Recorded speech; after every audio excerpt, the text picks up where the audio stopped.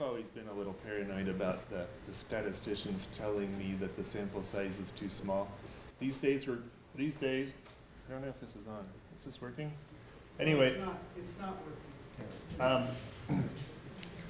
These days, we can get much bigger samples, but I would like to ask Ina, what is big enough?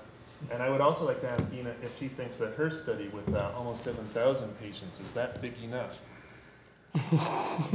Well, I'm honestly a little surprised. Our studies always begin with planning and an NIH proposal, and the first thing we do is sample size calculations, and it's totally clear then what we can do. I think any study should start with sample size calculations, then you don't have these surprises. And I can't believe that they wouldn't start that way. So everything we...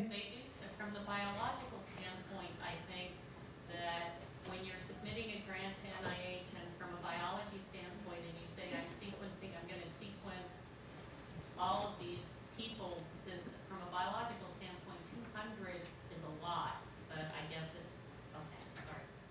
Well, I think, part of it is I'm used to collaborating with medical schools whose background is GBAS, where sample sizes are in the thousands to 10,000, so they're used to large sample sizes. And these concerns are almost foreign to me. One thing is that you shouldn't be doing classical sample size calculations. You should be doing sample size calculations that are adequate for genomics.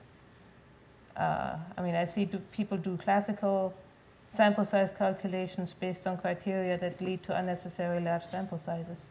And sometimes you need to do sample size calculations based using numerical methods instead of classical, simple formulas. Maybe we can talk later. But I think to start out with sample size calculation is the most important thing that you can do. Sorry, as a biologist, it seems that my understanding is that there's no any way we're going to make statisticians happy. But I think the size of the sample maybe depends on the biological question, right? 200 sounds to me like an obscene number. Thinking of how much money I'm going to pay for those 200 samples. So maybe I can see that the larger the sample, the better and more accurate the predictions would be. But maybe if we limit the question, then that would be a way to limit the size of the sample. Am I correct on this approach? Absolutely true. You have to ask the right questions and maybe do pilot studies to see what effects you're dealing with. Yes. So I wanted to ask a question to everybody on the panel about the computation analysis and the challenges you face, because there's some interest in our group, of course, and want to find a way to connect between the kinds of questions you had. And just one quick elaboration on what was answered just now.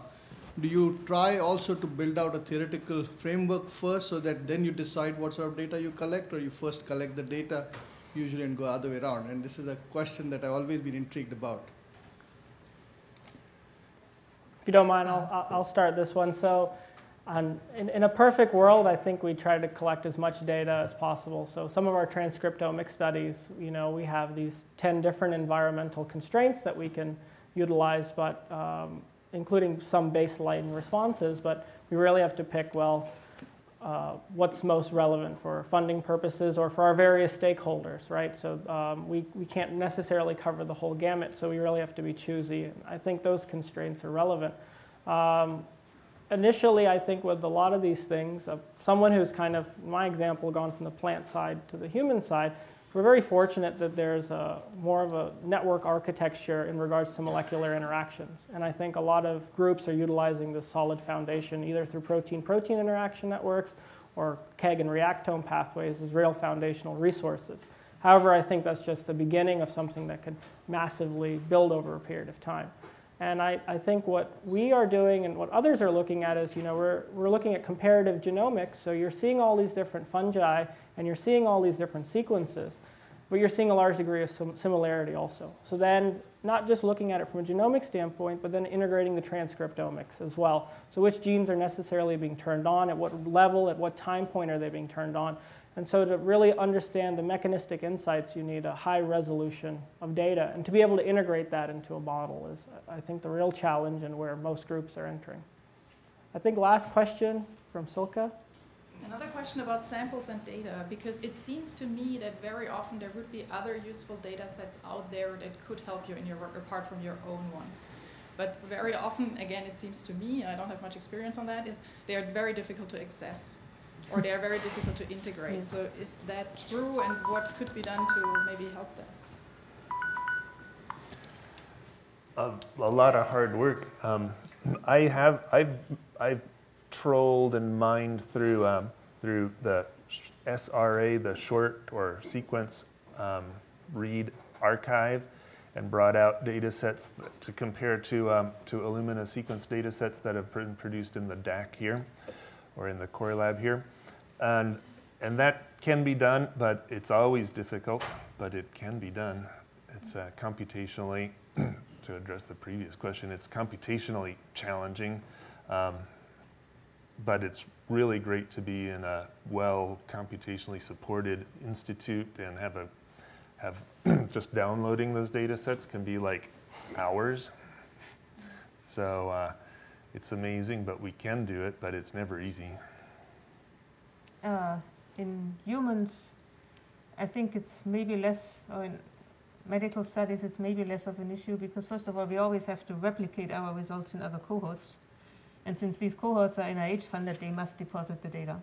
So for us, it's never an issue to find data sets, unless it's something that just nobody has done. And computation is a challenge, but so far, everything we do, we are able to do with the resources here in Wake Forest. I think I'll spare my answers so that we give enough time for the biology fellows to have their nice talk. So with that, thank Alan and Ina for their presentations this morning. Thank you so much.